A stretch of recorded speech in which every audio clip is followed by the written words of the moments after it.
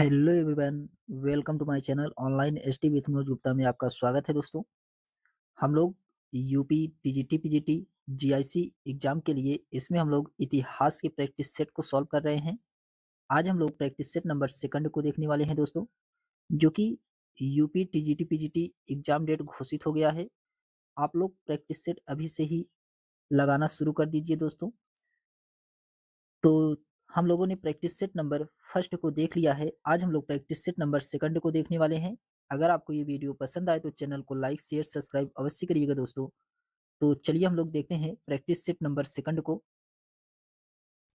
इसमें question number पहला दिया गया है कि निम्नलिखित वायसरायों में से किसने भारतीय जनमत को संतुष्ट करने के लिए बंगाल विभाजन रद्द कर दिया था।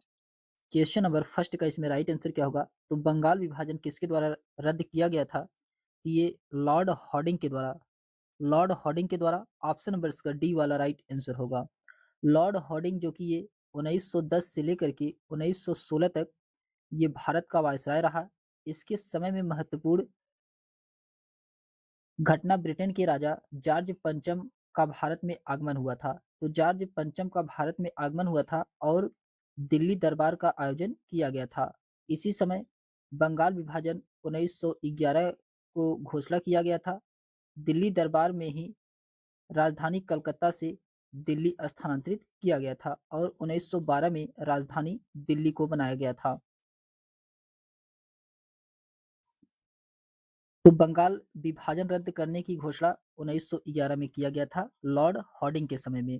तो ऑप्शन नंबर इसका डी वाला राइट आंसर होगा।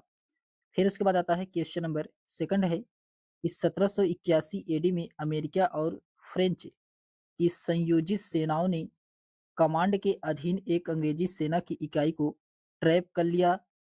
ये किसके द्वारा किया गया था? क्वेश्चन नंबर सेकंड का इसमें राइट आंसर होगा चार्ल्स कार्नवालिस। चार्ल्स कार्नवालिस के समय में। ऑप्शन नंबर इसका सी वाला राइट आंसर होगा। चार्ल्स कार्नवालिस इसका राइट आंसर होगा। फिर उसके बाद आता है क्वेश्चन नंबर थर्ड है कि अखिल भारतीय कांग्रेस 1889 के बंबई अधिवेशन में कितनी भारतीय महिलाओं ने भाग लिया था? इसमें कितनी भारतीय महिलाओं के द्वारा भाग लिया गया था? तो इसका राइट आंसर क्या होगा? तो पांच। पांच ऑप्शन नंबर इसका सी वाला राइट आंसर होगा। पांच इसका राइट आंसर होगा।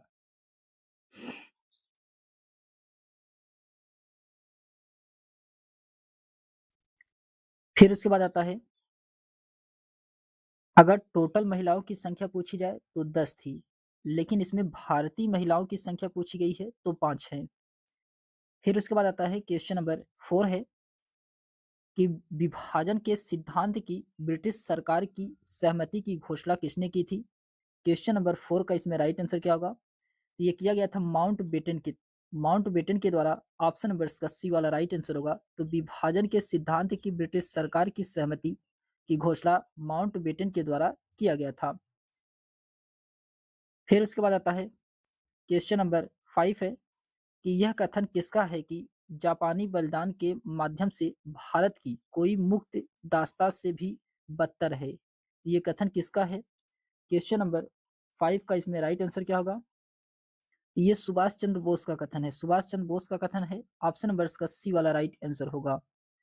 सुभाष चंद्र बोस इसका राइट आंसर होगा।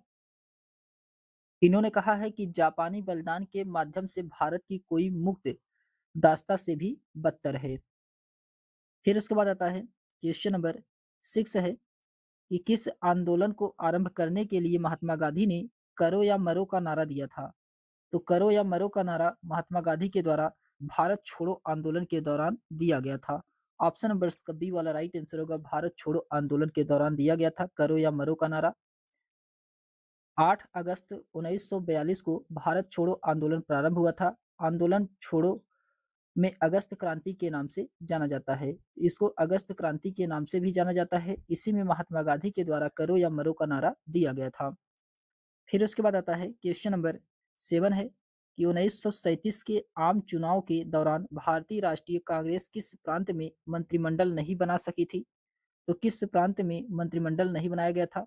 जो कि 1936 से 37 के बीच प्रांतीय चुनाव में कांग्रेस ने 11 में से 5 प्रांतों। इसमें कौन कौन से थे 5 प्रांत? तो मद्रास था, मध्य प्रांत था, संयुक्त प्रांत था, बिहार और उड़ीसा में बहुमत प्राप्त किया था। लेकिन बंबई में उसका बहुमत कुछ मतों से कम रहा। तो इसका राइट आंसर क्या होगा? तो ऑप्शन नंबर इसका सी वाला राइट आंसर होगा असम। असम इसका राइट आंसर होगा। असम में मंत्रिमंडल नहीं बना सकी थी। ऑप्शन नंबर इसका सी वाला राइट आंसर होगा। या सरकार नहीं बना सकी थी असम में। फिर उसके बाद आता है क्वेश्चन नंबर 8 है कि द्वितीय गोलमेज सम्मेलन में श्रीमती सरोजिनी नायडू ने किसके द्वारा नामित सदस्य के रूप में हिस्सा लिया था? क्वेश्चन नंबर 8 का इसमें राइट आंसर क्या होगा? तो ये लिए थे दोस्तों भारत सरकार के। भारत सरकार ऑप्शन नंबर इसका बी वाला राइट आंसर होगा भारत सरकार। गांधी जी सितंबर 1931 में द्वितीय गोलमेज सम्मेलन में भाग लेने के लिए इंग्लैंड गए थे। द्वितीय गोलमेज सम्मेलन में सेंट जेम्स पैलेस लंदन में आयोजित किया गया था। इसी समय भारत सरकार की ओर से सरोजिनी नायडू ने इसमें भाग लेने के लिए गई थी। फिर उसके बाद आता है क्वेश्चन नंबर 9 है कि निम्नलिखित कथनों पर विचार करें और कोड का प्रयोग करके सही उत्तर का चयन करना है। आपको कथन ए दिया गया है और कथन सेकंड दिया गया है। इसमें बताना है कौन सा कथन सही है। तो इसमें कहा जा रहा है कि साइमन कमीशन एक वैधानिक आयोग था जिसे भारत में वित्तीय सुधार को दिशा को देने के लिए लाया गया था। ये क्या था? तो ये क्या है? ये गलत है। कथन फर्स्ट इसका क्या है? गलत है कि साइमन कमीशन एक वैधानिक आयोग था जिसे भारत में वित्तीय सुधार को दिशा देने के लिए लाया गया था, जो कि गलत है। बी में कहा जा रहा है कि साइमन कमीशन में सारे सदस्य अंग्रेज थे। ये सही है। साइमन कमीशन में सारे सदस्य अंग्रेज थे। ये क्या है? सही है। इसका पहला गलत है और इसमें दूसरा वाला क्या है? सही है। पहला गलत है, दूसरा वाला सही है। तो इसका राइट आंसर होगा ऑप्शन नंबर इसका डी वाला राइट आंसर होगा। कथन ए इसमें गलत है, परंतु कथन बी इसमें क्या है? सही है। सर जॉन साइमन की अध्यक्षता में दिसंबर 1927 में साइमन कमीशन का गठन हुआ था। इसमें कुल 7 सदस्य शामिल थे और सभी सदस्य अंग्रेज थे। फिर उसके बाद आता है क्वेश्चन नंबर 10 है।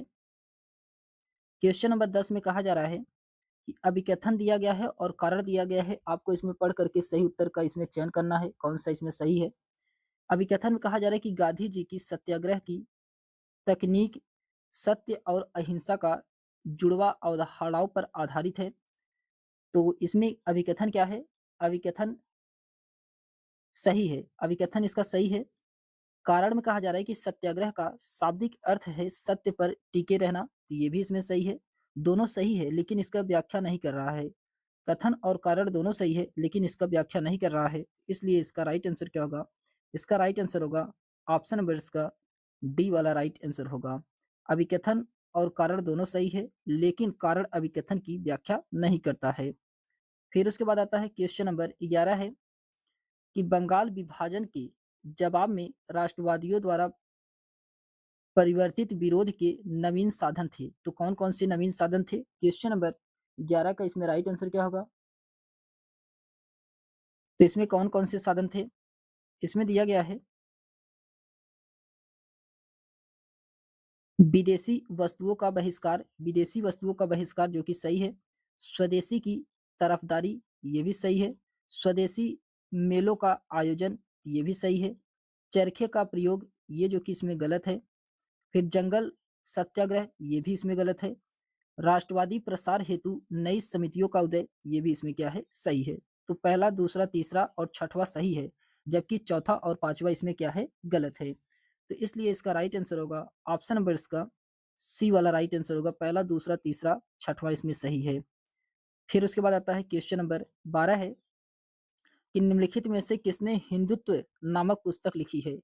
तो हिंदुत्व नामक पुस्तक ये किसके द्वारा लिखा गया है? तो ये वी.डी. सावरकर के द्वारा लिखा गया है।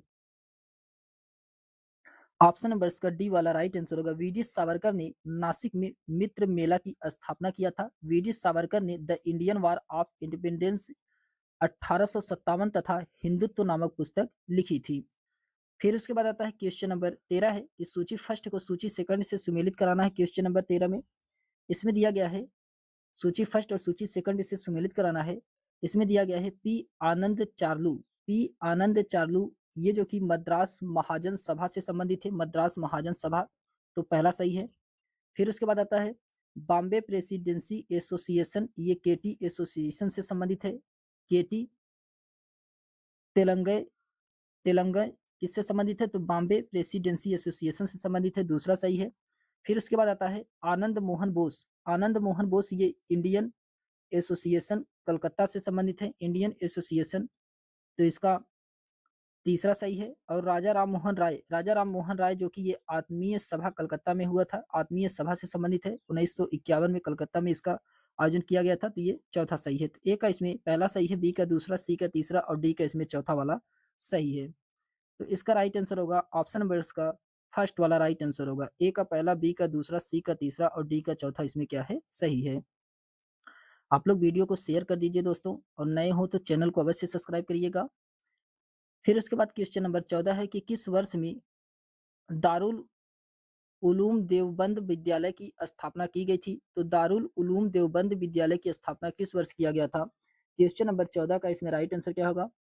तो ये 1866 में किया गया था, 1866 में किया गया था। इसमें मोहम्मद कासिम नैनतवी और रशीद अहमद गंगोही के द्वारा किया गया था। ये जो कि सहारनपुर में किया गया था, देवबंद विद्यालय की स्थापना। फिर उसके बाद आता है क्वेश्चन नंबर 15 है कि नीचे दो वक्तव्य दिए गए हैं, कथन ए और कारण आर दिया गया है, आपको इसमें पढ़ करके सही उत्तर का चयन करना है, कौन सा इसमें सही है। तो इसमें कहा जा रहा है कथन ए में कि स्वामी विवेकानंद के अनुसार जाति व्यवस्था वेदांत के धर्म के विरुद्ध है, जो कि सही है। कारण आर में कहा जा रहा है कि सभी बुराइयां मतभेदों पर विश्वास करने से आती हैं, सभी अच्छाइयां समानता पर आस्था से निहित एकत्व एवं एकरूपता की समझ से आती हैं, तो ये भी इसमें सही है। दोनों सही है और सही इसका एक्सप्लेनेशन भी कर रहा है, दोनों कथन सही है और इसका सही व्याख्या भी कर रहा है, तो इसलिए इसका राइट आंसर होगा ऑप्शन नंबर इसका ए वाला राइट आंसर होगा। ए और आर दोनों सही है, आर ए का सही व्याख्या कर रहा है। फिर उसके बाद क्वेश्चन नंबर 16 है कि समाज में सामाजिक और धार्मिक सुधार शुरू करने के लिए आत्मीय सभा की स्थापना किसने की थी? तो आत्मीय सभा की स्थापना ये किसके द्वारा किया गया था? तो ये राजा राम मोहन राय के द्वारा आत्मीय सभा की स्थापना किया गया था, राजा राम मोहन राय के द्वारा। आत्मीय सभा की स्थापना 1815 ईस्वी में राजा राम मोहन राय के द्वारा किया गया था। इसमें कुछ व्यक्ति शामिल थे, जो नाम है इनका द्वारिकानाथ टैगोर, नंद किशोर बोस, हरिरानंद तीर्थ स्वामी और शिव प्रसाद मिश्र, ये जो कि आत्मीय सभा में शामिल थे। इसकी स्थापना राजा राम मोहन राय के द्वारा किया गया था। क्वेश्चन नंबर 17 है कि पश्चिमी भारत में पुनर्जनन पुनर्जागरण का जनक कहा जाता है, तो पश्चिमी भारत के पुनर्जागरण का जनक किसको कहा जाता है? क्वेश्चन नंबर 17 का इसमें राइट आंसर होगा एम जी रनाडे को। एम जी रनाडे को पश्चिमी भारत के पुनर्जागरण का जनक कहा जाता है। इनका पूरा नाम है महागोविंद रनाडे, महागोविंद रनाडे इनका पूरा नाम है। फिर उसके बाद आता है क्वेश्चन नंबर 18 है कि किस वर्ष हिंदू महिला संपत्ति अधिकार कानून पारित हुआ था? तो ये किस वर्ष पारित किया गया था? ये 1937 में हिंदू महिला संपत्ति अधिकार कानून पारित किया गया था, 1937 में किया गया था। फिर उसके बाद आता है क्वेश्चन नंबर 19 है, सूची फर्स्ट को सूची सेकंड से सुमेलित कराना है। क्वेश्चन नंबर 19 में सूची फर्स्ट को सूची सेकंड से सुमेलित कराना है। इसमें समाचार पत्र दिया गया है और संस्थापक दिया गया है। बॉम्बे समाचार पत्र, ये जो कि फरदुन जी फरदुन जी मर्जबान है इसके, तो तीसरा सही है। फिर सोम प्रकाश ये जो कि ईश्वर चंद्र विद्यासागर हैं इसके, ईश्वर चंद्र विद्यासागर, तो चौथा सही है। जाम ए जमशेद के पीएम मोतीवाला हैं, तो इसका पहला सही है। और बंगवासी ये जो कि बाबू जोगेंद्र नाथ बोस हैं, बंगवासी के कौन है? तो बाबू जोगेंद्र नाथ बोस हैं, तो दूसरा सही है। ए का इसमें तीसरा सही है, बी का चौथा, सी का पहला और डी का इसमें तीसरा वाला, डी का इसमें दूसरा वाला सही है, डी का इसमें दूसरा वाला सही है। तो ऑप्शन नंबर इसका सी वाला राइट आंसर होगा।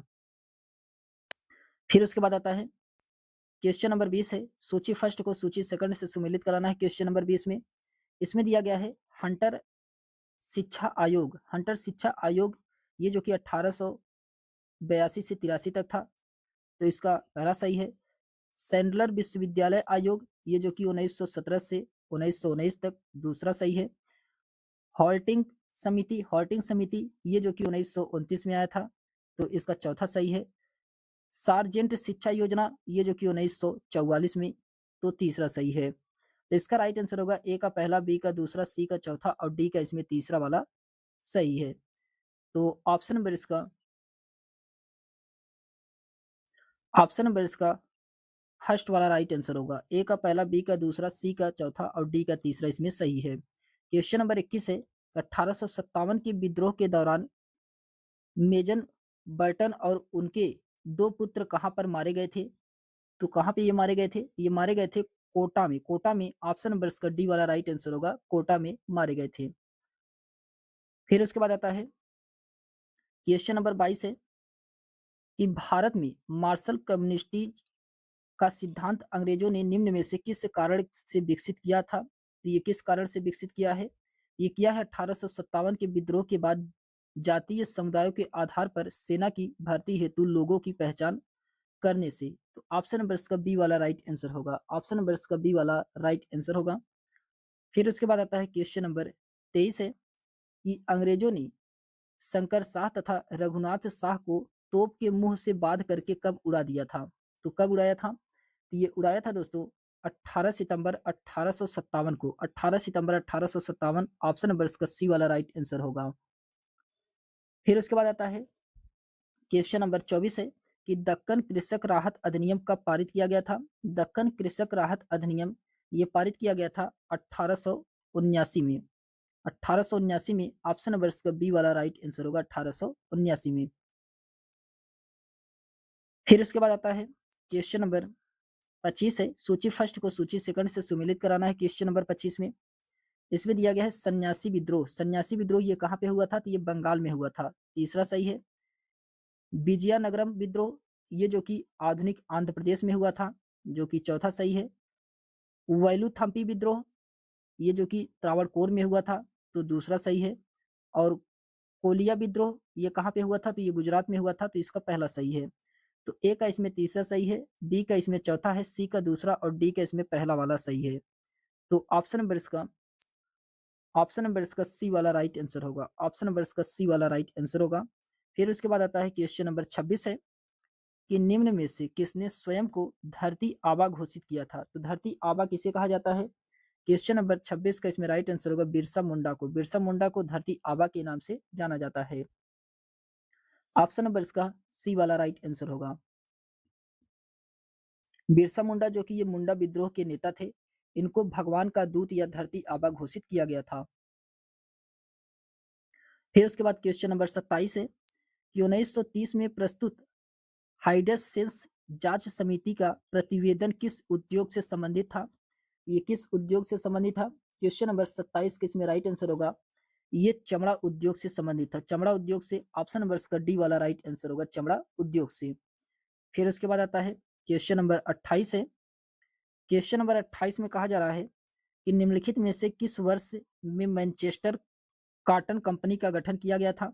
तो मैनचेस्टर कॉटन कंपनी का गठन ये किया गया था 1859 में। 1859 में किया गया था। ऑप्शन नंबर इसका फर्स्ट वाला राइट आंसर होगा। ये जो कि विश्व में सर्वप्रथम औद्योगिक क्रांति इंग्लैंड में हुआ था। औद्योगिक क्रांति की शुरुआत में वस्त्र उद्योग से हुई थी। वस्त्र उद्योग का प्रमुख केंद्र मैनचेस्टर था, जहां 1859 में मैनचेस्टर कॉटन कंपनी की स्थापना किया गया था। फिर उसके बाद क्वेश्चन नंबर 29 है कि आर्थिक दृष्टि से 19वीं शताब्दी में भारत में ब्रिटिश शासन का एक परिणाम क्या था? तो इसका एक परिणाम क्या था?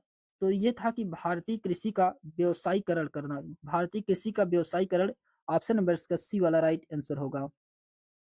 फिर उसके बाद आता है क्वेश्चन नंबर 30 है कि दक्कन एग्रीकल्चरिस्ट रिलीफ एक्ट किस वर्ष लागू किया गया था? तो दक्कन एग्रीकल्चरिस्ट रिलीफ एक्ट ये लागू किया गया था 1879 को। 1879 को, ऑप्शन नंबर इसका बी वाला राइट आंसर होगा। 1879 को ये लागू किया गया था। फिर उसके बाद आता है क्वेश्चन नंबर 31 है कि निम्नलिखित में से किसने कहा कि अस्थाई बंदोबस्त एक खुददाई व भयंकर भूल थी? तो दुखदाई और भयंकर भूल थी, ये किसके द्वारा कहा गया था? अस्थायी बंदोबस्त। ये कहा गया था टी.आर. होम्स के द्वारा। टी.आर. होम्स के द्वारा कहा गया था कि अस्थायी बंदोबस्त एक दुखदाई और भयंकर भूल थी। ऑप्शन नंबर इसका फर्स्ट वाला राइट आंसर होगा। फिर उसके बाद क्वेश्चन नंबर 32 है कि आरंभिक आधुनिक काल में उमल के रूप में किसे जाना जाता है? तो उमल के रूप में ये किसको जाना जाता है? तो ये कर संग्राहक को जाना जाता है। कर संग्राहक को ऑप्शन नंबर इसका बी वाला राइट आंसर होगा।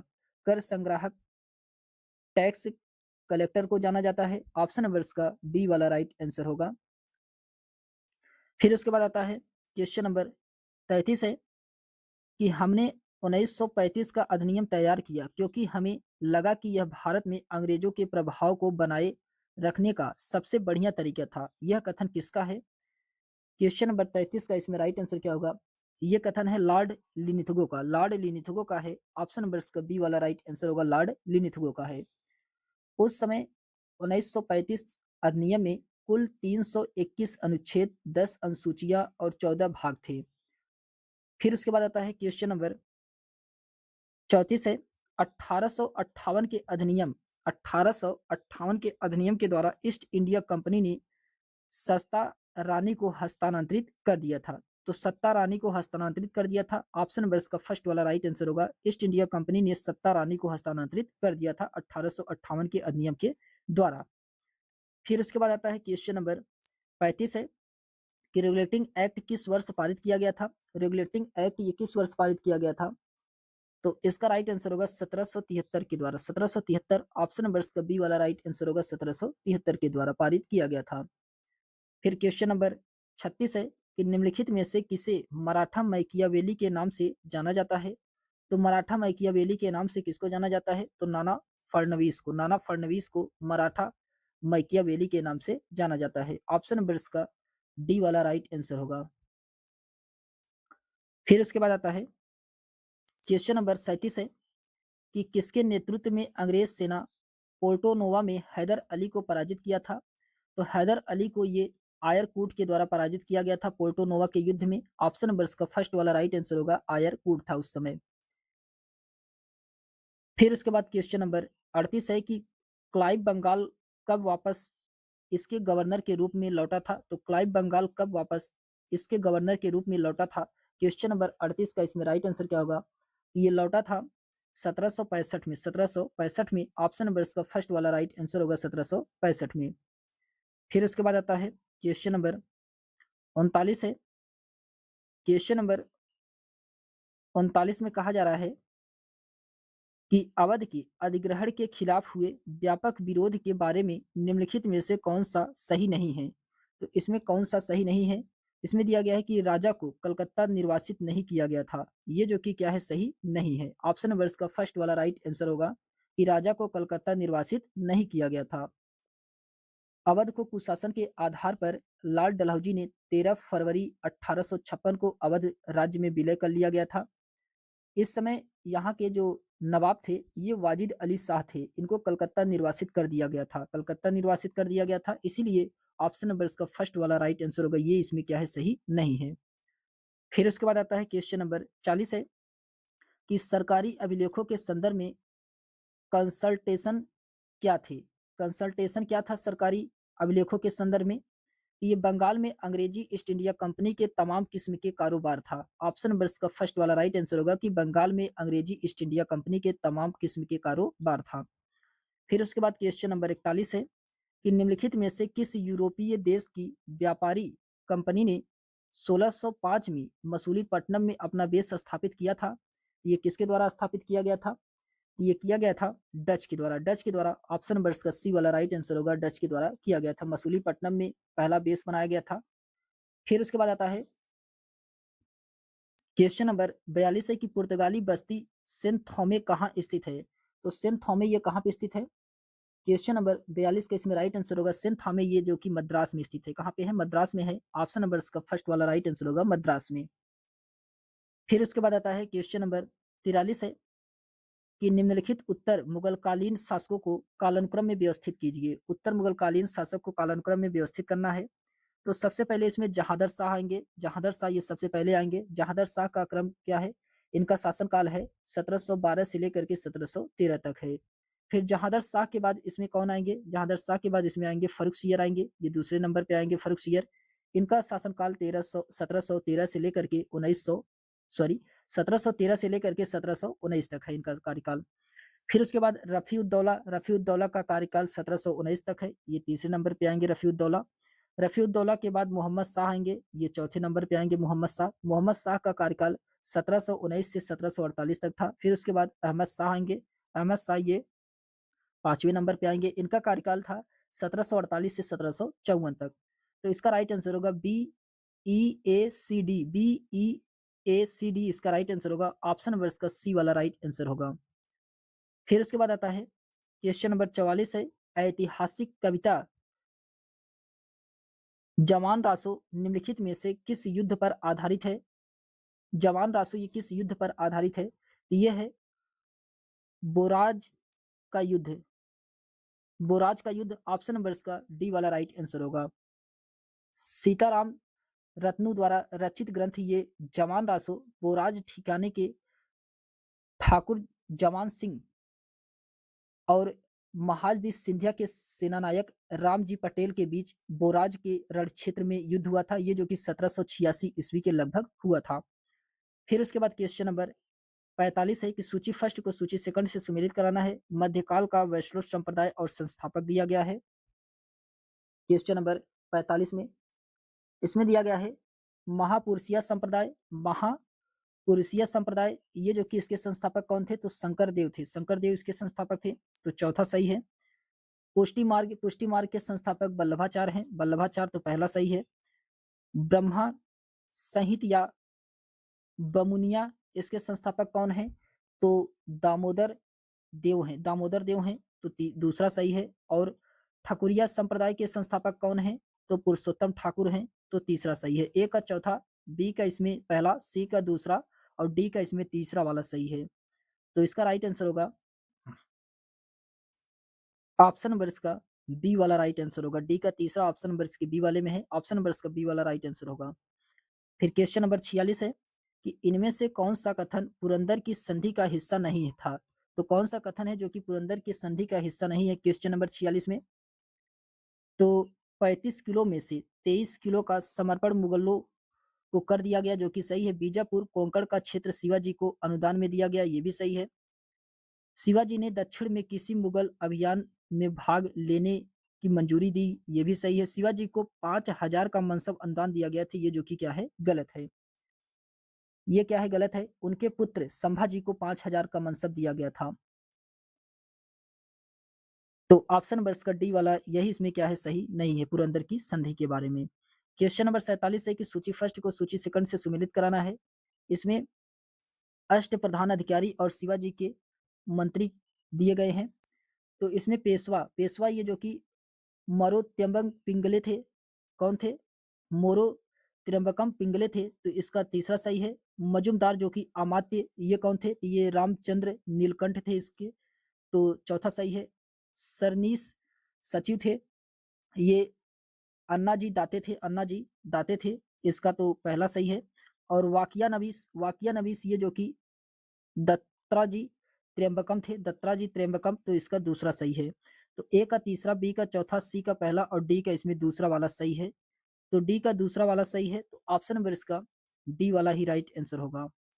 फिर उसके बाद आता है क्वेश्चन नंबर 48 है कि निम्नलिखित में से अपने किस लेख का दारा ने शीर्षक समुद्र संगम के अंतर्गत अनुवाद करवाया जिससे वह हिंदू विद्वानों के लिए उपलब्ध हो सके? ये करवाया गया था, ये मज्म अल बहरीन का करवाया गया था। ऑप्शन नंबर इसका डी वाला राइट आंसर होगा, मज्म अल बहरीन के द्वारा करवाया गया था।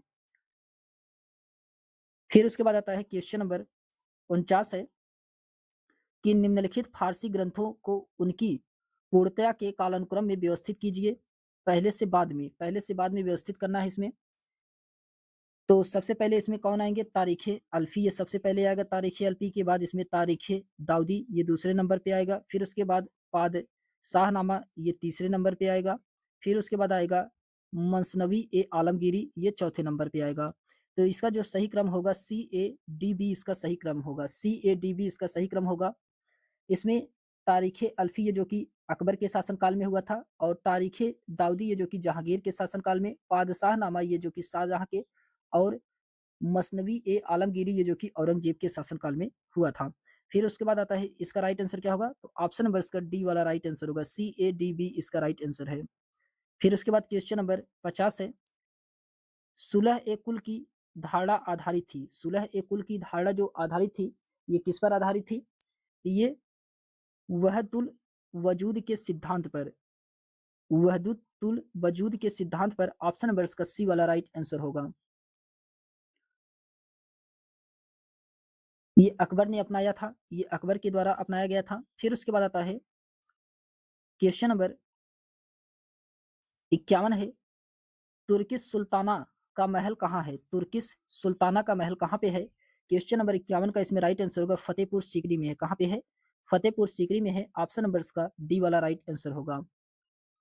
फिर क्वेश्चन नंबर 52 है कि इनमें से किस शासक के अधीन तूतीनामा को चित्रित किया गया था? तो तूतीनामा को ये चित्रित किया गया था, इस समय अकबर का शासनकाल था। अकबर का शासनकाल था। ऑप्शन नंबर इसका डी वाला राइट आंसर होगा, अकबर का शासनकाल था। इसका चित्रण तूतीनामा को कौन किया था? तो दसवंत के द्वारा किया गया था। दसवंत के द्वारा किया गया था। फिर उसके बाद क्वेश्चन नंबर 53 है कि मुगल स्थापत्य कला किसका सुखद सम्मिश्रण है? ये किसका है? तो इसका राइट आंसर होगा फारसी और भारतीय शैली का। फारसी और भारतीय शैली का सम्मिश्रण है। ऑप्शन नंबर इसका सी वाला राइट आंसर होगा, फारसी और भारतीय का सम्मिश्रण है। फिर क्वेश्चन नंबर 54 है कि दूर से देखने पर शहर अत्यंत आकर्षक दिखाई पड़ते हैं, किंतु अंदर से उस उन सबकी भव्यता गलियों के सकरेपन एवं भीड़ की आपाधापी में खो जाती है। मुगलकालीन भारत के शहरों के संदर्भ में उपरोक्त कथन किसने दिया था? तो ये कथन किसके द्वारा दिया गया है? ये कथन फादर मोन्सेट्रेंट के द्वारा दिया गया है। फादर मोन्सेट्रेंट के द्वारा दिया गया है। ऑप्शन नंबर इसका फर्स्ट वाला राइट आंसर होगा। क्वेश्चन नंबर 55 है कि सूची फर्स्ट को सूची सेकंड से सुमेलित कराना है। जिहाद, जिहाद ये जो कि अतिरिक्त उपकर था। जिहाद क्या था? अतिरिक्त उपकर था।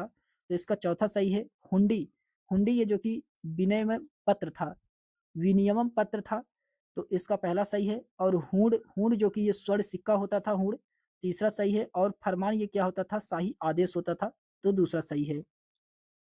ए का इसमें चौथा सही है, बी का पहला, सी का तीसरा और डी का इसमें दूसरा वाला सही है। तो डी का दूसरा वाला ऑप्शन नंबर इसके ए वाले में है, यही इसका राइट आंसर होगा। फिर उसके बाद आता है क्वेश्चन नंबर 56 है, मदद ए मास मुगल प्रशासन में किससे संबंधित था? क्वेश्चन नंबर 56 का इसमें राइट आंसर होगा विद्वानों को दी जाने वाली राजस्व मुक्त भूमि था। ऑप्शन नंबर इसका बी वाला राइट आंसर होगा। क्वेश्चन नंबर 57 है कि निम्नलिखित अधिकारों में से कौन मुगल कालीन भारत में शहरों के प्रशासन से संबंध नहीं था? तो शहरों के प्रशासन से संबंध इसमें नाजिम, नाजिम ये जो कि शहरों के प्रशासन से संबंध नहीं है। ऑप्शन नंबर इसका फर्स्ट वाला राइट आंसर होगा, नाजिम। ये जो कि प्रत्येक सूबा या प्रांत का प्रमुख अधिकारी होता था, नाजिम। फिर उसके बाद आता है क्वेश्चन नंबर 58। उसके बाद आता है क्वेश्चन नंबर 58 है कि अकबर ने अपने समस्त साम्राज्य को अनेकों में बांटा हुआ था, तो किसमें बांटा था? क्वेश्चन नंबर 58 का इसमें राइट आंसर क्या होगा? तो इसका राइट आंसर होगा उपरोक्त में से कोई भी नहीं। उपरोक्त में से कोई भी नहीं। ऑप्शन नंबर इसका डी वाला राइट आंसर होगा। आईने अकबरी में केवल 12 सूबों का वर्णन किया गया है, जो कि अबुल फजल का है आईने अकबरी। इसमें 12 सूबों का वर्णन किया गया है। फिर क्वेश्चन नंबर 59 है कि शाहजहां के बेटे मुराद ने सेठ शांतिदास से बड़ी धनराशि प्राप्त की थी, वह संबंधित था, ये कहाँ से संबंधित था? ये संबंधित था अहमदाबाद से। अहमदाबाद से संबंधित था। ऑप्शन नंबर इसका सी वाला राइट आंसर होगा, अहमदाबाद। फिर उसके बाद आता है क्वेश्चन नंबर 60 है, नूर उद्दीन मोहम्मद सलीम किस शाही नाम से जाना जाता था? तो नूरुद्दीन मोहम्मद सलीम ये किस शाही नाम से जाना जाता था? तो ये जाना जाता था जहांगीर। जहांगीर ऑप्शन नंबर इसका फर्स्ट वाला राइट आंसर होगा, जहांगीर के नाम से जाना जाता था। फिर उसके बाद आता है क्वेश्चन नंबर 61 है। क्वेश्चन नंबर 61 में कहा जा रहा है कि नीचे दो कथन दिए गए हैं, जिसमें से अभिकथन ए और दूसरा तर्क आर दिया गया है। आपको इसमें पढ़ करके सही उत्तर का चयन करना है, कौन सा इसमें सही है। तो इसमें दिया गया है अभिकथन ए में इस्लाम शाह की मृत्यु के बाद शेरशाह द्वारा स्थापित शासन व्यवस्था अव्यवस्थित हो गई थी। जो कि सही है। तर्क आर में कहा जा रहा है कि अकबर ने शेरशाह द्वारा स्थापित भू-राजस्व व्यवस्था को कुछ संशोधनों सहित अपनाया था, तो ये भी सही है। इसमें अभिकथन और तर्क दोनों सही है, लेकिन इसका एक्सप्लेनेशन सही नहीं है। अभिकथन और तर्क दोनों सही है, लेकिन इसका एक्सप्लेनेशन सही नहीं है। तो ऑप्शन नंबर इसका बी वाला राइट आंसर होगा। ए और आर दोनों सही है, लेकिन आर ए का सही व्याख्या नहीं है। फिर क्वेश्चन नंबर 62 है कि किस राजा को हिंदुस्तान का बादशाह कहा जाता था? ये किसको कहा जाता है? ये बाबर को हिंदुस्तान का बादशाह कहा जाता है। ऑप्शन नंबर इसका बी वाला राइट आंसर होगा। इन्होंने ही सर्वप्रथम बादशाह शब्द की उपाधि धारण किया था बाबर। ये जो कि मुगल वंश का संस्थापक था बाबर, इसको हिंदुस्तान का बादशाह कहा जाता है। फिर उसके बाद आता है क्वेश्चन नंबर 63 है। सूची फर्स्ट को सूची सेकंड से सुमेलित कराना है। पुस्तकें दिया गया है और घटनाओं का विवरण दिया गया है। इसमें दिया गया है किताब फुतुल लाल बुल्दान। किताब फुतुल लाल बुल्दान ये जो कि अरबों द्वारा 712 में सिंध पर आक्रमण के दौरान लिखा गया था। तो अरबों द्वारा सिंध पे आक्रमण के दौरान, तो इसमें कुछ नीचे दिए गए हैं, यानी कि ए का इसमें तीसरा वाला सही है। यहाँ पे देख सकते हैं अरबों द्वारा 712 ईस्वी में सिंध पर आक्रमण। फिर उसके बाद आता है बी वाला दिया गया है तज्यातुल अमसरवा तरियातु अल असर। ये किसके द्वारा लिखा गया है? ये कहाँ पे लिखा गया है? ये लिखा गया है अशोक को भुने जौ, मक्खन और गाय का दूध देने की भारतीय प्रथा। तो इसका क्या होगा?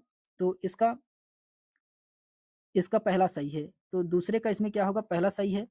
फिर उसके बाद आता है तबकात ई नासरी। ये जो कि तबकात ई नासरी, इसके लेखक मिनहाजुस सिराज हैं। ये जो कि रजिया का महिला होना दरबारी सरदारों द्वारा उसे सुल्तान के रूप में स्वीकार करने में अवरोध था। तो इसका क्या होगा? तो इसका दूसरा सही है। इसका दूसरा सही है कि रजिया का महिला होना दरबारी सरदारों द्वारा उसे सुल्तान के रूप में स्वीकार करना क्या था? अवरोध था। फिर उसके बाद मरजू अल हजाब मरजुल अल हजाब ये किससे संबंधित है? इसके लेखक अल मसूदी हैं। ये जो कि भारत के बल्लाहरा राजा के रूप में राष्ट्रकूट की महानता है। तो इसका चौथा सही है। तो इसका राइट आंसर क्या होगा? इसका राइट आंसर होगा ए का तीसरा था, बी का पहला और सी का दूसरा, डी का चौथा इसमें सही है। तो ऑप्शन नंबर इसका सी वाला राइट आंसर होगा। फिर उसके बाद आता है क्वेश्चन नंबर 64 है। क्वेश्चन नंबर 64 में कहा जा रहा है कि जियाउद्दीन बर्नी के विषय में निम्नलिखित कथनों पर विचार कीजिए। जियाउद्दीन बर्नी के बारे में बताना है इसमें। तो इसमें दिया गया है जियाउद्दीन बर्नी के बारे में, उनका जन्म गोलकुंडा में हुआ था, जो कि ये क्या है? गलत है। बुलंदशहर बरन में हुआ था जियाउद्दीन बर्नी, ये जो कि गलत है। वह मोहम्मद बिन तुगलक का समकालीन था, जो कि सही है। वह तारीख फिरोज शाही का लेखक था, तो ये भी सही है। तो केवल दूसरा और तीसरा सही है, पहला वाला इसमें क्या है? गलत है। ऑप्शन नंबर ऑप्शन नंबर इसका सी वाला राइट आंसर होगा। फिर उसके बाद क्वेश्चन नंबर 65 है कि निम्नलिखित में से किसने की संगीतज्ञ एवं संगीतकार गौला नायक को उत्तर भारत में आमंत्रित किया गया था? तो ये किसको किया गया था? ये किया गया था अलाउद्दीन खिलजी को। अलाउद्दीन खिलजी को। ऑप्शन नंबर इसका फर्स्ट वाला राइट आंसर होगा, अलाउद्दीन खिलजी को। फिर उसके बाद क्वेश्चन नंबर 66 है। क्वेश्चन नंबर 66 में कहा जा रहा है, इसमें कहा जा रहा है कि निम्नलिखित कथनों में कौन सा कथन सत्य है? कौन सा कथन इसमें बताना है, कौन सा कथन इसमें सत्य है? क्वेश्चन नंबर 66 में। तो इसमें दिया गया है, पहला है कि तुगलक स्थापत्य कला की आकर्षक विशेषता बैटर नाम वाली ढलवा दीवारें हैं, जो कि क्या है? सही है। बी में कहा जा रहा है कि यह तुगलक वंश की राजवंश की सभी इमारतों में प्रयुक्त किया गया था, ये जो कि गलत है। सी में कहा जा रहा है कि तुगलकों ने अपने भवनों में केवल भूरा पत्थर प्रयुक्त किया था, तो ये भी इसमें क्या है? गलत है। डी में कहा जा रहा है फिरोज शाह तुगलक ने भवनों में मलबा पर चूना प्लास्टर का मोटा लेप किया था, जो बाद में रंग से धोया जाता था, तो ये भी इसमें क्या है? सही है। तो ए और डी इसमें सही है, जबकि बी और सी क्या है? इसमें गलत है। फिर उसके बाद आता है, इसमें दिया गया है ई वाले में कि फिरोज शाह तुगलक के सभी भवनों में पाई गई सजीवटी नमूना घंटी और जंजीर है, ये भी इसमें क्या है? गलत है। तो ए और डी इसका सही है। ए और डी इसमें सही है। ए और डी ऑप्शन नंबर इसके डी वाले में दिया गया है। ऑप्शन नंबर इसका डी वाला राइट आंसर होगा। फिर उसके बाद क्वेश्चन नंबर 67 है कि सल्तनत काल में फवाजिल का अर्थ था। तो सल्तनत काल में फवाजिल का अर्थ क्या है? तो फवाजिल का अर्थ होता है कि इक़्तादारों द्वारा सरकारी खजाने में जमा की जाने वाली अतिरिक्त राशि, इसी को फ़वाज़िल कहा जाता है। ऑप्शन नंबर इसका सी वाला राइट आंसर होगा। क्वेश्चन नंबर 68 है कि दिल्ली सल्तनत काल के संबंध में निम्नलिखित में से कौन-सा कथन गलत है? क्वेश्चन नंबर 68 का इसमें राइट आंसर क्या होगा? तो इसमें तुर्कों, ईरानियों, अफ़गानों और भारतीय मुसलमानों के बीच अंतर्विवाह सामान्य थे, ये जो कि क्या है इसमें गलत है। ऑप्शन नंबर इसका बी वाला राइट आंसर होगा। फिर क्वेश्चन नंबर 69 है कि दिल्ली सल्तनत के प्रशासन के संदर्भ में निम्नलिखित कथनों में से कौन-सा सुमेलित नहीं है? तो आपको बताना है इसमें कौन-सा सुमेलित नहीं है क्वेश्चन नंबर 69 में। तो इसमें दिया गया है इसमें दिया गया है खरीदादार खरीदादार ये जो कि फरमानों को भेजने वाला अधिकारी होता था खरीदादार, फरमानों को भेजने वाला अधिकारी होता था, सही है। चौधरी चौधरी ये जो कि क्या होता था चौधरी? चौधरी ये ग्राम का मुखिया या परगने का मुखिया होता था, तो ये भी सही है। जहाँदारी जहाँदारी ये जो कि क्या होता था जहाँदारी? राज व्यवस्था होता था जहाँदारी, तो ये भी सही है। पायक पायक घुड़सवार सैनिक दिया गया है, जो कि पायक क्या होते थे? पायक ये पैदल सेना वाले होते थे। पायक क्या होते थे? पैदल सैनिक होते थे। तो ऑप्शन नंबर इसका डी वाला यही इसमें क्या है सही सुमेलित नहीं है। ऑप्शन नंबर इसका डी वाला यही इसका राइट आंसर होगा। फिर उसके बाद आता है क्वेश्चन नंबर 70 है कि कड़े इस्लामिक सिद्धांत में एक मुस्लिम राज्य का सच्चा शासक होता था। तो कौन होता था? ये होता है खलीफा, खलीफा होता है। ऑप्शन नंबर इसका बी वाला राइट आंसर होगा, खलीफा होता है। फिर उसके बाद आता है क्वेश्चन नंबर 71 है कि निम्नलिखित संतों को कालानुक्रम में व्यवस्थित कीजिए, पहले से बाद में इसको व्यवस्थित करना है। तो सबसे पहले इसमें कौन आएँगे? सबसे पहले इसमें अड्डाल आएँगे, अड्डाल ये सबसे पहले आएँगे। ये जो कि 8वीं सदी में इनका जन्म हुआ था अड्डाल का। फिर उसके बाद रामानुजाचार्य आएँगे, ये दूसरे नंबर पे आएँगे रामानुजाचार्य, ये 1017 में इनका जन्म हुआ था। फिर उसके बाद रामानंद, ये तीसरे नंबर पे आएँगे रामानंद। इनका जो जन्म हुआ था 1356 ईस्वी में हुआ था। फिर कुंभन दास ये चौथे नंबर पे आएँगे कुंभन दास, इनका जो जन्म हुआ था 1468 में हुआ था। तो इसका सही क्रम क्या होगा? तो बी-ए-सी-डी इसका सही क्रम होगा, बी-ए-सी-डी इसका सही क्रम होगा, ऑप्शन नंबर इसका सी वाला राइट आंसर होगा।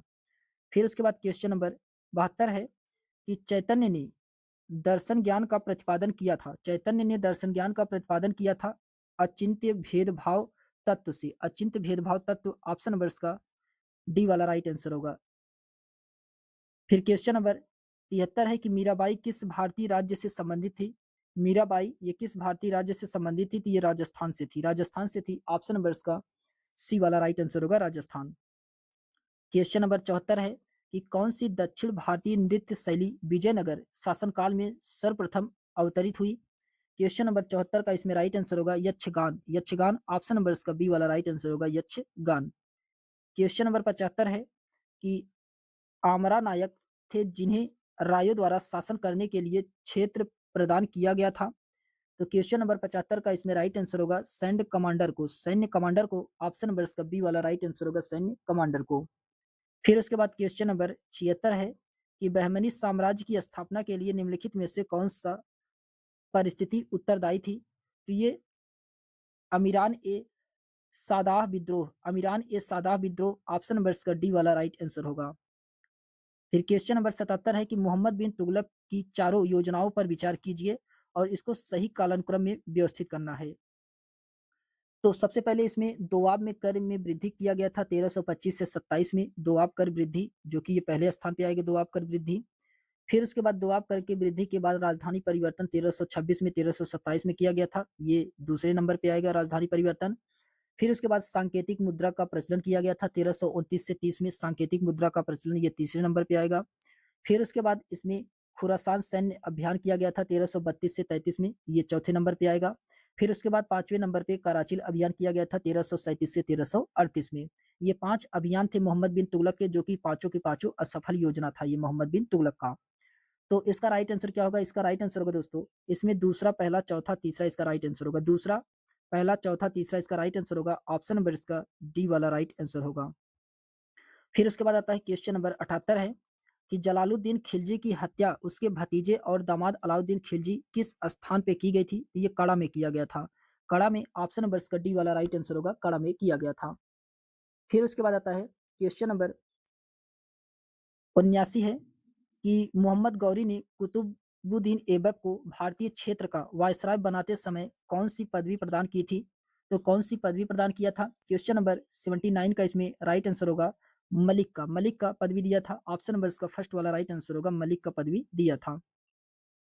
फिर उसके बाद आता है इसके क्वेश्चन नंबर 80 है कि निम्नलिखित शासकों के शासनकाल पर विचार कीजिए तथा इन्हें कालानुक्रम में व्यवस्थित कीजिए। क्वेश्चन नंबर 80 में तो सबसे पहले इसमें कौन आएंगे? सबसे पहले इसमें रुकनुद्दीन फिरोज आएंगे, जो कि 1236 में शासन किए थे। रुकनुद्दीन फिरोज ये पहले स्थान पे आएंगे।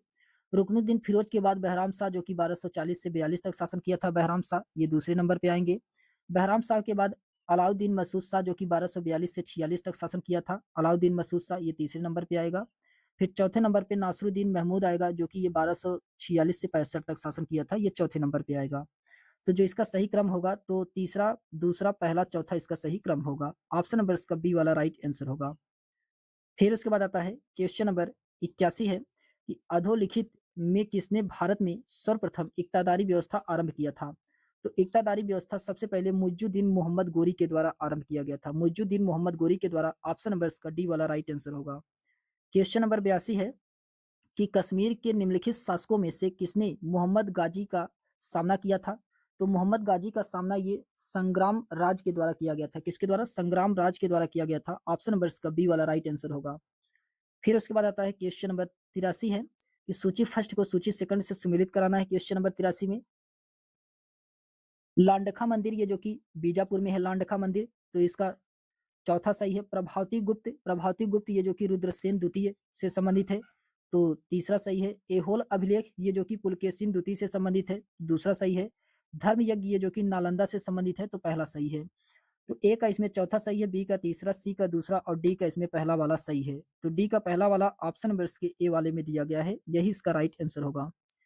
फिर उसके बाद आता है क्वेश्चन नंबर 84 है कि भाजा एवं कार्ले की चैत्य गुफाएं कहाँ स्थित है? तो ये इसका कहाँ स्थित है?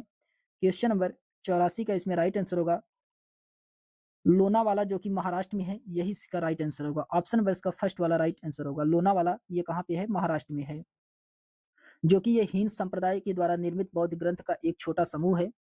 फिर उसके बाद आता है क्वेश्चन नंबर 85 है कि उत्तर भारतीय ग्रंथों में मध्ययुगीन दक्कन फर्गुसन के चालुक्यन में पसंदीदा मंदिर को संदर्भित करता है, तो ये कौन सा है? क्वेश्चन नंबर 85 का इसमें राइट आंसर क्या होगा? तो इसका राइट आंसर होगा वेसरा। ऑप्शन नंबर इसका बी वाला राइट आंसर होगा, वेसरा। फिर क्वेश्चन नंबर 86 है कि निम्नलिखित में से किसने प्रतिपादित किया कि यूरोपीय व संस्कृत भाषाओं में बहुत साम्य है? ये किसके द्वारा किया गया है? तो ये किया गया है विलियम जोन्स के द्वारा। विलियम जोन्स के द्वारा। ऑप्शन नंबर इसका फर्स्ट वाला राइट आंसर होगा, विलियम जोन्स।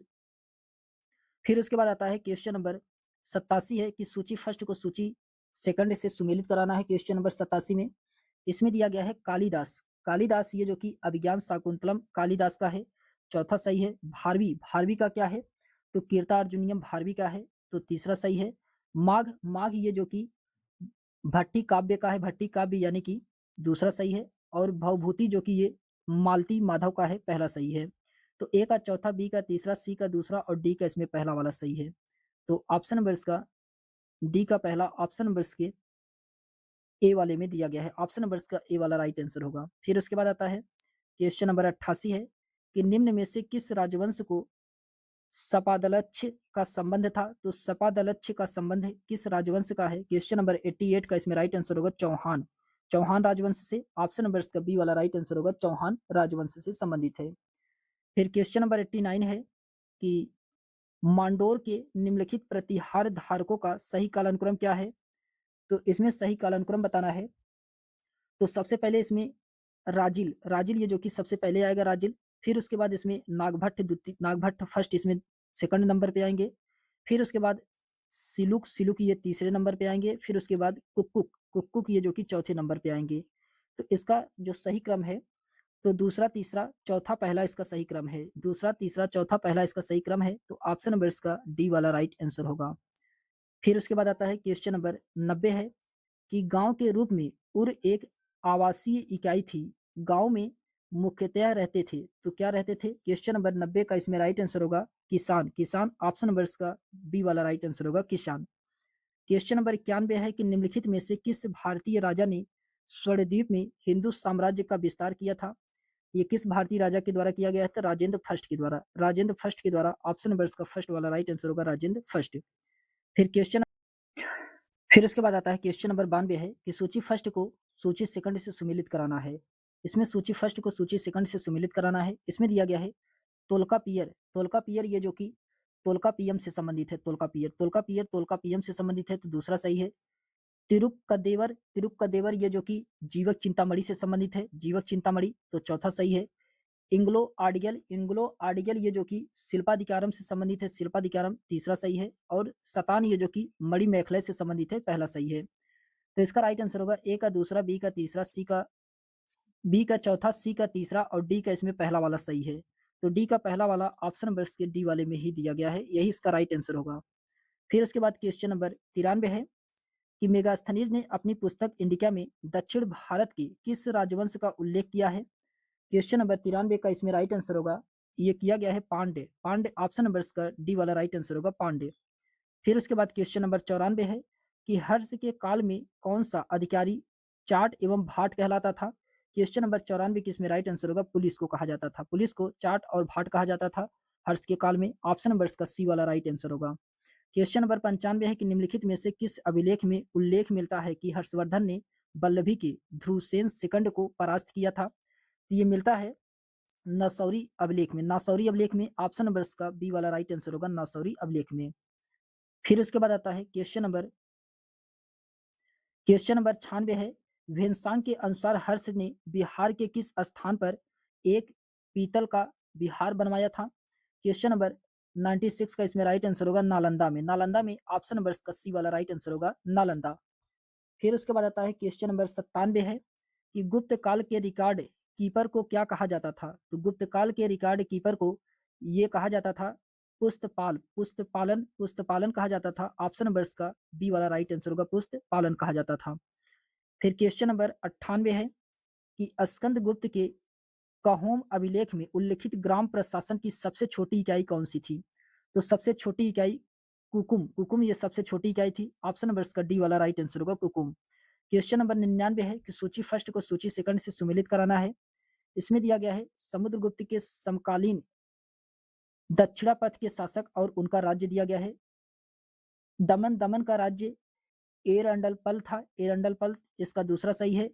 हस्तिवर्मा का वेंगी था। हस्तिवर्मा का वेंगी चौथा सही है। कुबेर का देवराष्ट्र पहला सही है। और उग्रसेन का क्या है? तो पालक है, तो तीसरा सही है। तो ए का इसमें दूसरा सही है, बी का चौथा, सी का पहला और डी का इसमें तीसरा वाला सही है। तो डी का तीसरा ऑप्शन नंबर इसके सी वाले में दिया गया है, यही इसका राइट आंसर होगा। फिर उसके बाद क्वेश्चन नंबर 100 है कि गुप्त वंश के शासकों का पारिवारिक कुल चिन्ह क्या है? क्वेश्चन नंबर 100 का इसमें राइट आंसर होगा गरुड़। गरुड़ ऑप्शन नंबर इसका बी वाला राइट आंसर होगा गरुड़। फिर उसके बाद आता है क्वेश्चन नंबर 101 है चरक निम्नलिखित में से किस शासक के समकालीन थे? चरक ये किस शासक के समकालीन थे? तो ये कनिष्क के समकालीन थे। ऑप्शन नंबर इसका सी वाला राइट आंसर होगा कनिष्क।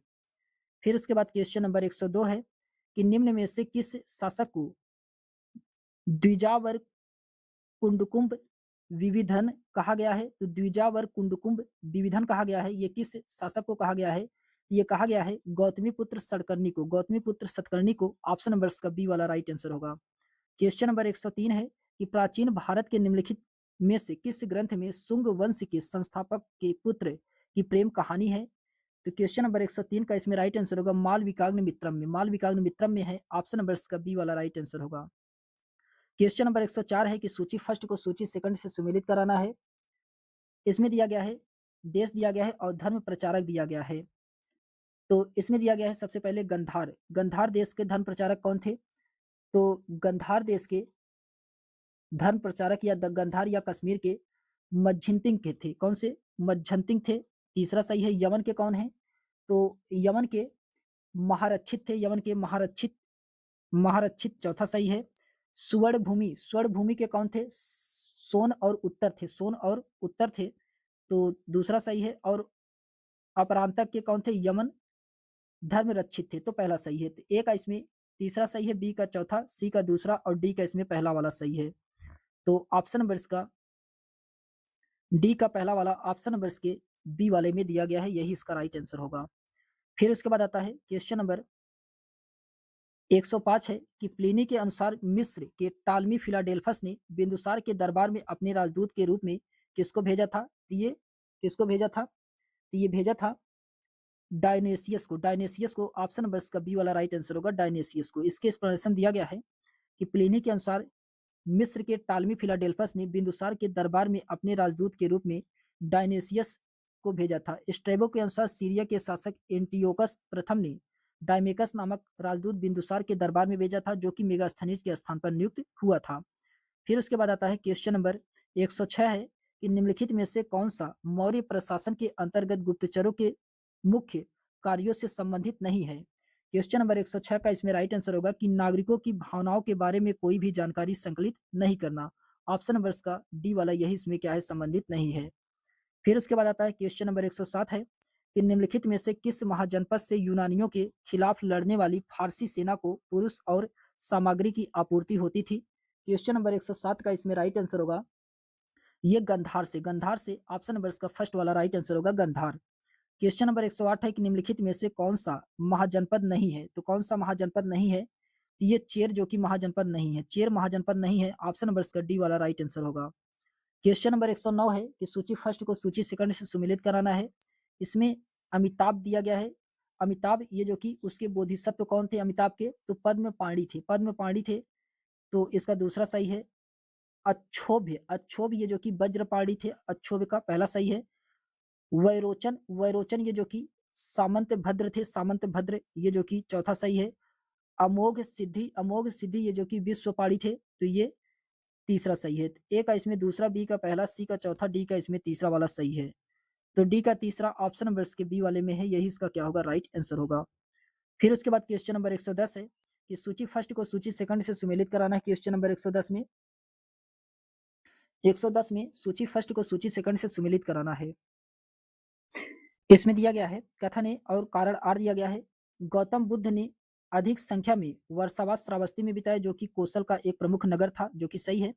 गौतम बुद्ध ने और कौशल के राजा प्रसेनजीत आयु के थे, ये भी सही है, लेकिन इसका एक्सप्लेनेशन सही नहीं है। दोनों सही है लेकिन इसका एक्सप्लेनेशन सही नहीं कर रहा है, तो इसलिए इसका राइट आंसर क्या होगा? तो इसका राइट आंसर होगा ऑप्शन नंबर इसका बी वाला राइट आंसर होगा। ऑप्शन नंबर इसका बी वाला राइट आंसर होगा। क्वेश्चन नंबर 111 है कि निम्नलिखित में से कौन जैन आचार्य नहीं थे? कौन जैन आचार्य नहीं थे? क्वेश्चन नंबर 111 का इसमें राइट आंसर होगा बौधायन। ऑप्शन नंबर इसका फर्स्ट वाला राइट आंसर होगा, बौधायन। फिर क्वेश्चन नंबर 112 है कि निम्नलिखित में से जैन धर्म में नए कर्मों को रोकने की प्रक्रिया को क्या कहा जाता है? तो 112 का इसमें राइट आंसर होगा संवर कहा जाता है, संवर कहा जाता है। ऑप्शन नंबर इसका डी वाला राइट आंसर होगा। क्वेश्चन नंबर 113 है कि निम्नलिखित में से कौन ऋग्वेद की नासतस्य के साथ पहचाने जाते थे? तो नासतस्य के साथ पहचाने जाते हैं। क्वेश्चन नंबर 113 का इसमें राइट आंसर होगा ये अश्वनी को, अश्वनी को। ऑप्शन नंबर इसका डी वाला राइट आंसर होगा, अश्वनी को। जो कि ये बोगजकोई अभिलेख में 4 देवताओं का उल्लेख किया गया, इंद्र, मित्र, नातस्य और वरुण को। फिर उसके बाद आता है क्वेश्चन नंबर 114 है, सूची फर्स्ट को सूची सेकंड से सुमेलित कराना है। क्वेश्चन नंबर 114 इसमें दिया गया क्या है, ग्रंथ है और विवरण दिया गया है। तो इसमें दिया गया है सबसे पहले ऋत, ऋत का मतलब होता है ऋग्वेद। ऋग्वेद इसमें ब्रह्मांड और मनुष्य को संचालित करने वाले विधि सिद्धांत है, तो इसका राइट आंसर क्या होगा? इसका चौथा है। और सामवेद में इसमें जप के नमित्र मंत्रों का संकलन किया गया है, जप उप के बारे में कहा गया है, तो इसका तीसरा सही है। यजुर्वेद में इसमें बलि की व्याख्या की गई है, बलि की, तो पहला सही है। और ब्राह्मण में कहा गया है कि इसमें पुजारियों को अनुष्ठान यानी कर्मकांड के संदर्भ में मार्गदर्शन बताया गया है, तो इसमें दूसरा सही है। तो इसका राइट आंसर होगा ए का चौथा, बी का तीसरा, सी का पहला और डी का इसमें दूसरा वाला सही है। तो इसका राइट आंसर होगा डी का दूसरा। ऑप्शन नंबर इसके ए वाले में भी दिया गया है, इसका ए वाला राइट आंसर होगा। फिर उसके बाद आता है क्वेश्चन नंबर 115 है कि हड़प्पा के लोग अधिक मात्रा में लापीज लाजुली कहाँ से प्राप्त करते थे? तो इसका राइट आंसर होगा सुरतघोई से, सुरतघोई। ऑप्शन नंबर इसका बी वाला राइट आंसर होगा। क्वेश्चन नंबर 116 है कि सिंधु घाटी स्थल सूतका गेंडोर किस नदी के मुहाने पर स्थित है? तो सूतका गेंडोर ये जो कि दास्क नदी के मुहाने पर स्थित है, दास्क नदी। ऑप्शन नंबर इसका सी वाला राइट आंसर होगा, दास्क नदी के मुहाने पर स्थित है। फिर उसके बाद क्वेश्चन नंबर 117 है कि नीचे 2 वक्तव्य दिए गए हैं, आपको इसमें पढ़ करके सही उत्तर का चयन करना है, कौन सा इसमें सही है। क्वेश्चन नंबर 117 में कथन ए में कहा जा रहा है कि हड़प्पा के लोग अपनी जल आवश्यकता का ध्यान रखते थे एवं जल प्रबंधन के प्रति जागरूक थे, जो कि सही है। कथन ए इसका सही है। फिर उसके बाद आता है कथन कारण आर में कहा जा रहा है कारण आर में कहा जा रहा है कि मोहनजोदड़ो में बड़ी संख्या में कुएँ खुदवाए गए थे, तो ये भी इसमें सही है। तो इसमें दोनों सही है और इसका सही एक्सप्लेनेशन भी कर रहा है, तो ऑप्शन नंबर इसका फर्स्ट वाला राइट आंसर होगा। ए और आर दोनों सही है, आर ए का सही व्याख्या कर रहा है। फिर क्वेश्चन नंबर 118 है कि निम्नलिखित में से कौन-सी वस्तु सामान्यतः ताम्र ढेर समुच्चय में नहीं पाई जाती थी? क्वेश्चन नंबर 118 का इसमें राइट आंसर होगा हस्तकुठार, हस्तकुल्हाड़ी। ऑप्शन नंबर इसका डी वाला राइट आंसर होगा। क्वेश्चन नंबर 119 है कि परिष्कृत औजारों का युग माना जाता है। परिष्कृत औजारों का युग उच्च पुरापाषाण युग को माना जाता है। ऑप्शन नंबर इसका बी वाला राइट आंसर होगा उच्च पुरापाषाण युग। क्वेश्चन नंबर 120 है कि जॉन मार्शल के बाद भारतीय पुरातत्व सर्वेक्षण का महानिदेशक किसे बनाया गया था? तो ये बनाया गया था एच हरग्रीव्स को। एच हरग्रीव्स को। ऑप्शन नंबर इसका फर्स्ट वाला राइट आंसर होगा। फिर उसके बाद आता है क्वेश्चन नंबर 121 है कि प्रागैतिहासिक के अध्ययन का विषय है। प्रागैतिहासिक के अध्ययन का विषय क्या है? तो इसका विषय है निरक्षर समाजों का इतिहास। निरक्षर समाजों का इतिहास है। ऑप्शन नंबर इसका फर्स्ट वाला राइट आंसर होगा निरक्षर समाजों का इतिहास है। फिर उसके बाद आता है क्वेश्चन नंबर 122 है कि 1783 में मेजर जेम्स रेनेल द्वारा बनाया गया हिंदुस्तान का नक्शा किस बात का उद्योगक था घोतक था? क्वेश्चन नंबर 122 के इसमें राइट आंसर होगा भारतीय पद्धति के सहयोग के साथ मानचित्र बनाने की यूरोपीय वैज्ञानिक प्रयोग। ऑप्शन नंबर इसका सी वाला राइट आंसर होगा। फिर उसके बाद क्वेश्चन नंबर 123 है इकोनॉमिक हिस्ट्री सोसाइटी की स्थापना निम्न वर्ष में की गई थी। तो इकोनॉमिक सोसाइटी की स्थापना कब किया गया था? तो ये किया गया था दोस्तों 1926 में। 1926 में किया गया था। ऑप्शन नंबर इसका सी वाला राइट आंसर होगा 1926 में। क्वेश्चन नंबर 124 है भीमराव रामजी अंबेडकर द्वारा जाति प्रथा का विनाश निम्नलिखित वर्ष में की गई थी। तो ये कब किया गया था? तो ये किया गया था 1936 में। 1936 में। ऑप्शन नंबर इसका बी वाला राइट आंसर होगा 1936 में। फिर उसके बाद आता है क्वेश्चन नंबर 125 है। 125 में कहा जा रहा है कि गुफाओं से हिंदुस्तान के जंगल तक 1879 सॉरी 1889 से 1886 निम्नलिखित में से किस महिला की साहित्यिक कृत है? तो गुफाओं से हिंदुस्तान के जंगलों का तक, ये जो कि किसकी साहित्यिक कृत है? तो यह है हेलेना पौत्रोबना ब्लावांटिस्की का है। ऑप्शन नंबर इसका सी वाला राइट आंसर होगा हेलेना पौत्रोबना ब्लांसार्टिकी का है। ऑप्शन नंबर इसका सी वाला राइट आंसर होगा ब्लांट वांसेटकी का है। तो इसका राइट आंसर होगा ऑप्शन नंबर इसका सी वाला राइट आंसर होगा। तो हम लोगों ने प्रैक्टिस सेट नंबर सेकंड को देखा है दोस्तों। इसके आगे हम लोग प्रैक्टिस सेट नंबर थर्ड को नेक्स्ट वीडियो में देखेंगे। अगर आपको ये वीडियो पसंद आए तो चैनल को लाइक शेयर सब्सक्राइब अवश्य करिएगा। तो चलिए हम लोग मिलते हैं एक नेक्स्ट वीडियो में। तब तक के लिए सभी दोस्तों को बहुत बहुत धन्यवाद।